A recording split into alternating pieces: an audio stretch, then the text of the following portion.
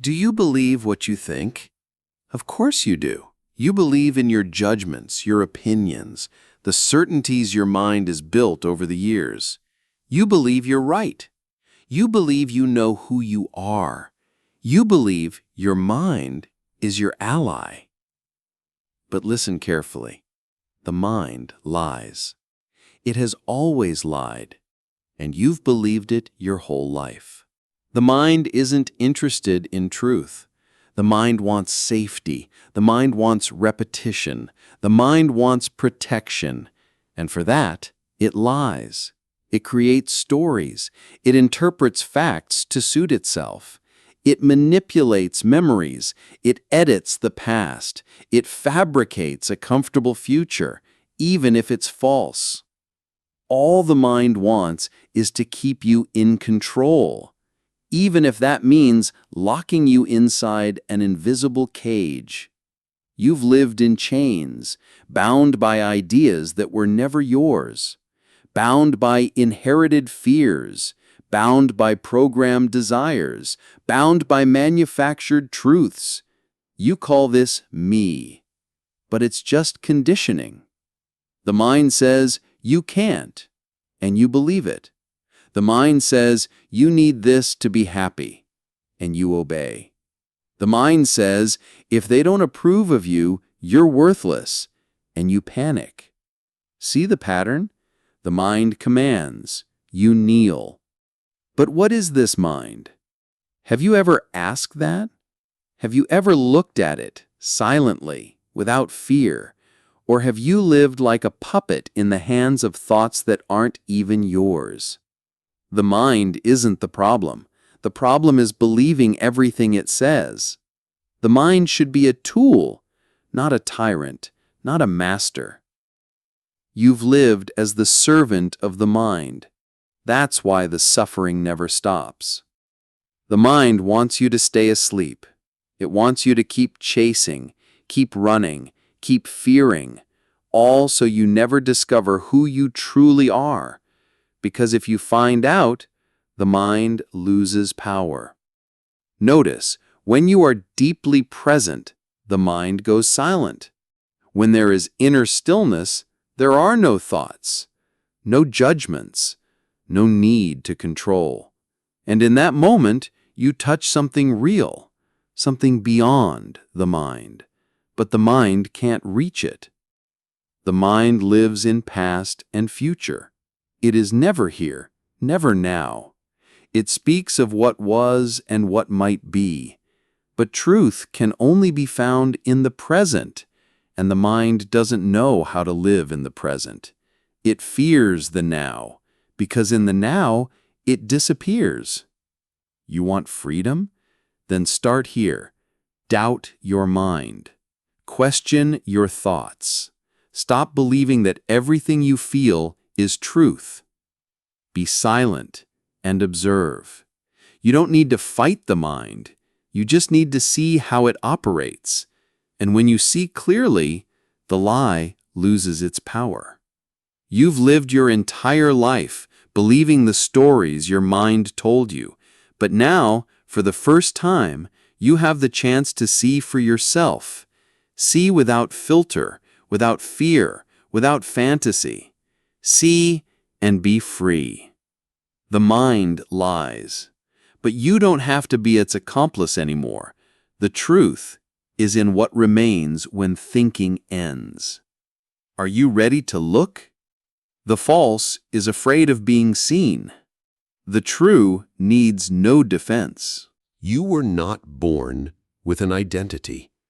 You were born in silence, in clarity, in presence.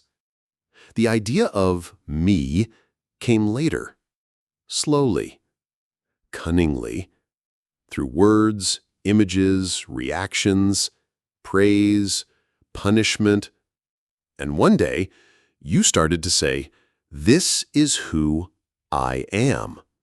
But is it really? Who told you that you are this person? Your parents? Your culture? Your religion? Your memories? The truth is, what you call I is a psychological construction, a mask assembled by the mind, a collection of stories, images, emotions, all glued together by habit and fear. The mind needed to create this identity to survive. Without it, it doesn't know what to do. So it invented a character, a fragile, reactive, anxious little you. And you've been defending it ever since. You fight for this image. You cry for it. You suffer for it. You dress it up. You protect it from criticism. You chase achievements just to make it feel real. But none of that makes it true. The mind says, I am this body. But the body changes. Cells die. Organs age. Who are you if the body dissolves? The mind says, I am my thoughts, but your thoughts contradict each other. They come and go like waves. Which one is you?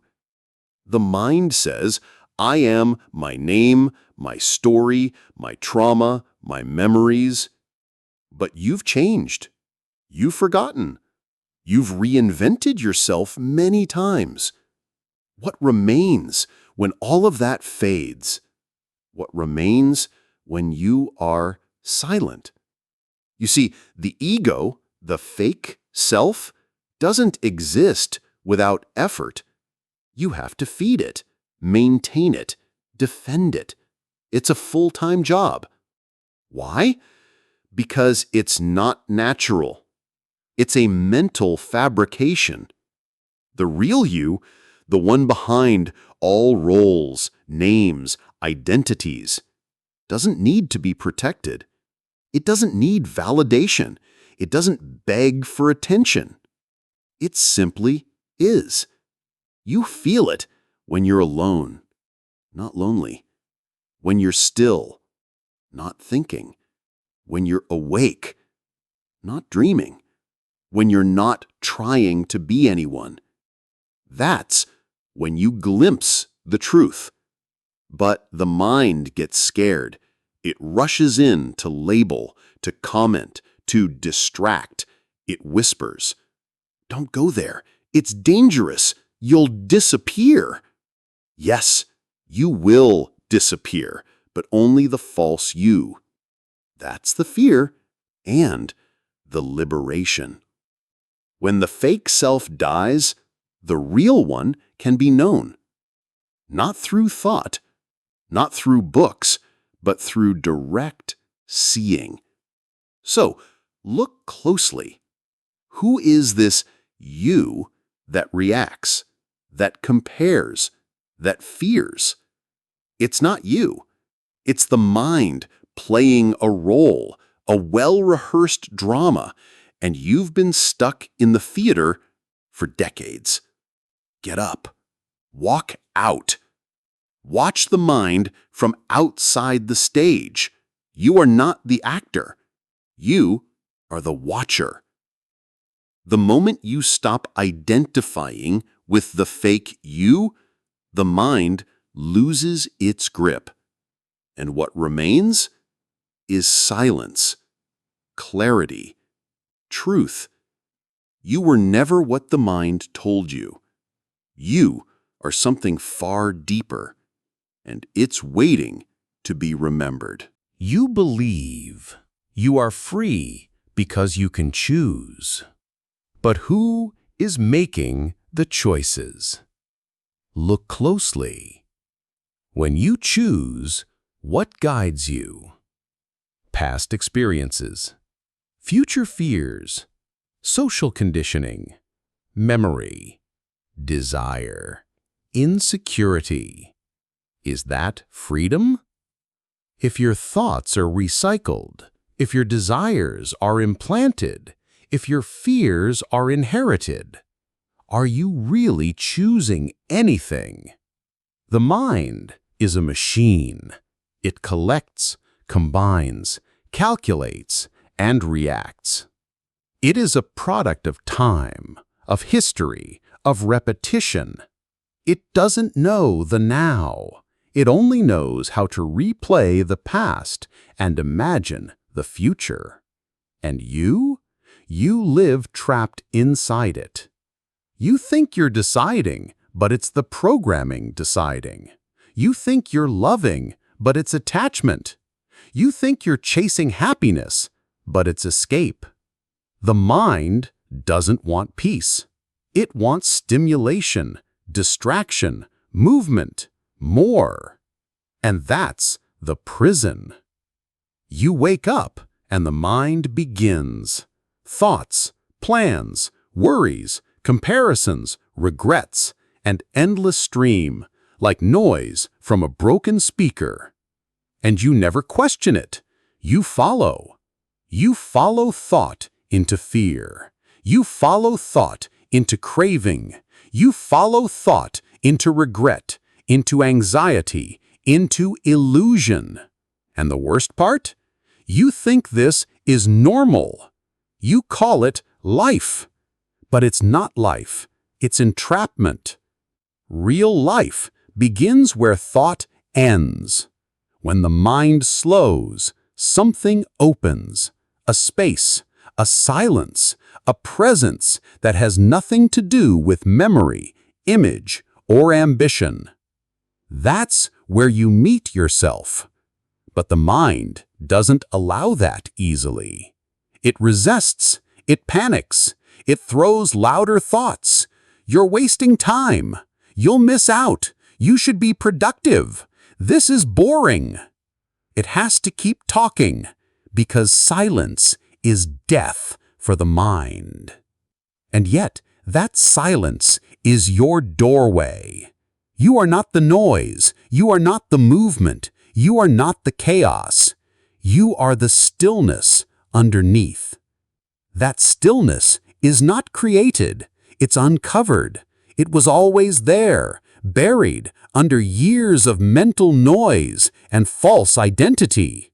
The more you observe thought, the more you see it's mechanical. It's not personal. It just happens. And you are not what happens. You are the one who sees. The one who sees is free.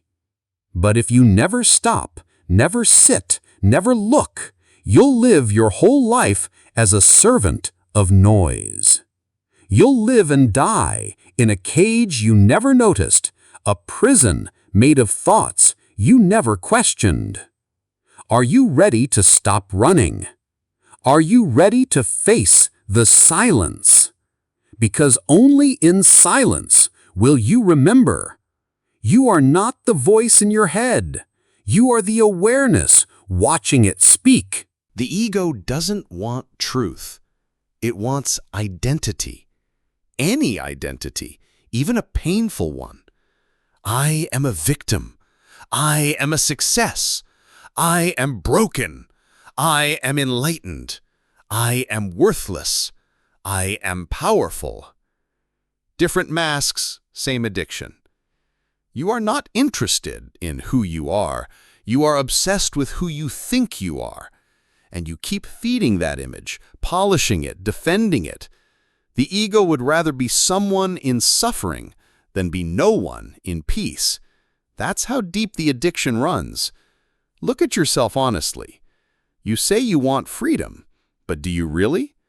Because freedom means letting go of all labels, even the ones that make you feel special, especially those. Freedom means you stop clinging to your name, your story, your pain, your pride. It means you stop being the one who was hurt. You stop being the one who knows. It means you vanish. And the ego doesn't want that. It will fight. It will scream. It will twist even spiritual teachings into new forms of identity. It will say, I am a seeker. I am awakened. I am chosen. I am different. But it's the same game. As long as you are something, anything, you remain trapped. The real you has no title, no story, no position, no image to maintain, no idea to protect. it is empty. And because it is empty, it is full of life. But to taste that, you must give up everything you've ever called me. And that feels like death. That's why most people stay in the false. Not because they love suffering, but because they fear the unknown more. Better a painful identity than no identity at all. That's the unconscious mantra. But you're here because something in you is tired of the lie, tired of playing roles, tired of pretending, tired of fighting to exist. Let that exhaustion take you deeper.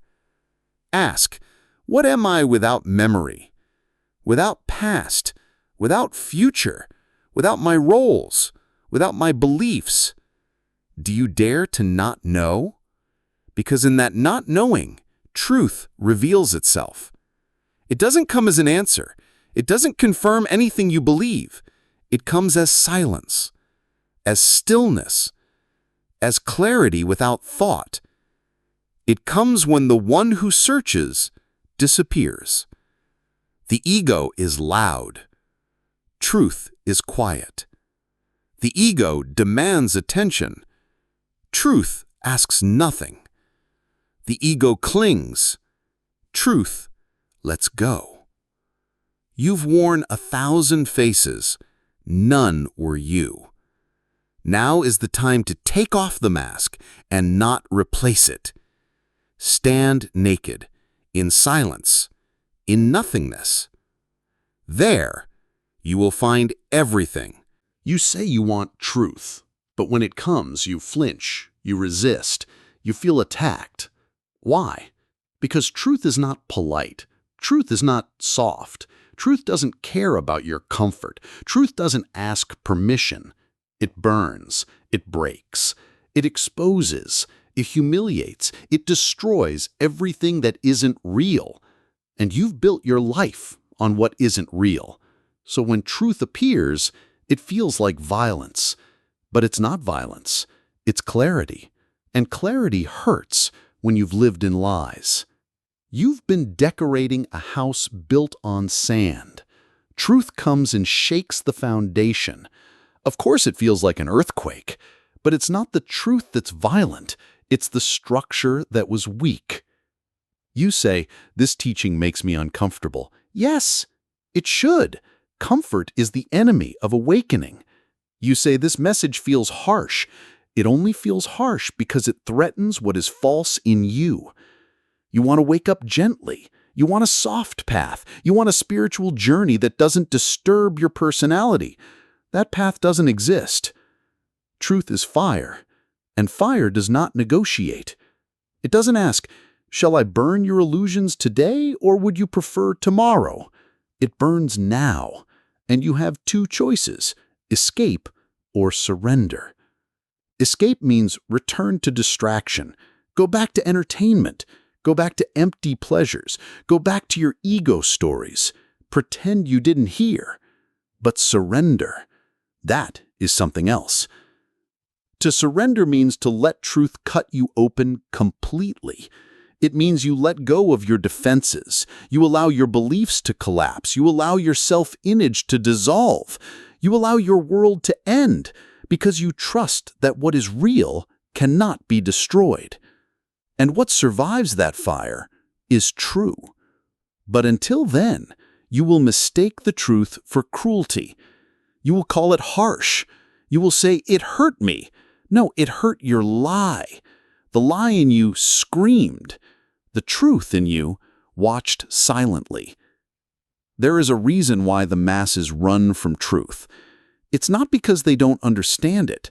It's because they do. They see that truth asks for everything. It doesn't want your agreement. It wants your transformation. It wants your life, not your opinion. So ask yourself, do you really want truth, or do you want comfort dressed in spiritual language? Because when the real thing arrives, it won't feel like a warm blanket. It will feel like death. And in that death is freedom. Since childhood, you've been taught one thing. You must become. Become better. Become someone. become successful, become enlightened. Always becoming, never being. And so your entire life becomes a chase, a race toward a version of yourself that never arrives. Have you noticed? Every time you reach a goal, the mind moves the finish line. One desire fulfilled, another is born. One identity achieved, another needs building. You're stuck on a treadmill and you call it progress. You keep asking, what should I become? What's my purpose? How can I improve? But the real question is, why are you running at all? Who told you you're not enough as you are? Who convinced you that your true nature is incomplete? It was society. It was fear. It was ego. They sold you the lie of becoming and you bought it. Even your spirituality is infected by this disease. You say, I want to become more conscious. I want to become awakened. I want to become free. But freedom is not something to become. It's something to uncover. And you uncover it not by adding more, but by dropping everything that is false. Real transformation is not about improvement. It's about disappearance. The you that wants to evolve is the very thing that must dissolve. But you're afraid. Afraid that without your image, without your labels, without your ambition, there will be nothing. Yes, there will be nothing.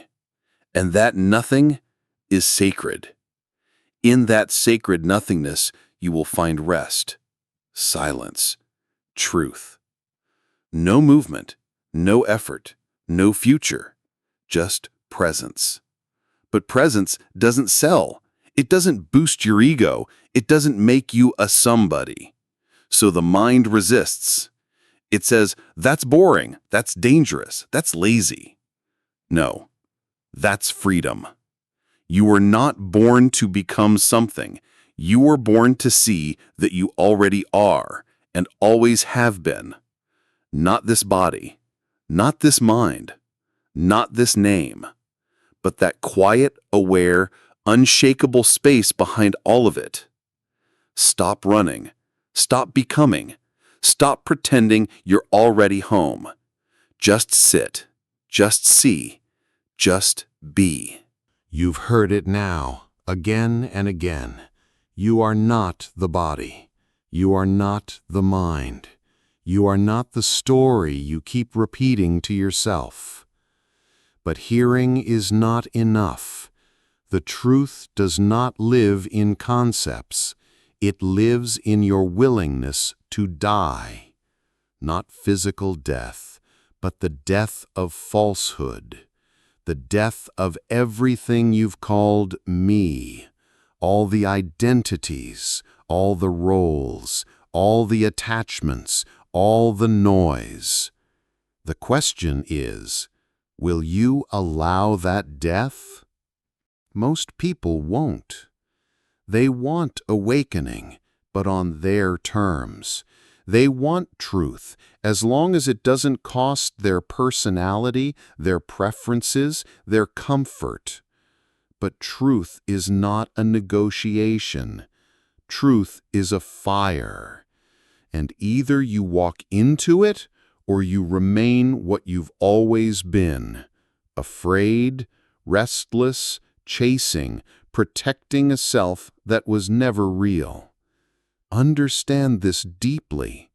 What you are looking for, peace, love, liberation, is not something to gain. It's what remains when all else is gone. When the false self dies, what is left? Silence, stillness, awareness, freedom, not as an idea, as your direct experience. But you must be brave enough to lose yourself. This is why the ancient sages said, "Die before you die." They were not speaking in poetry. They were pointing to the only true awakening, the death of illusion, while you're still alive. Everything you think you are must be put on the fire.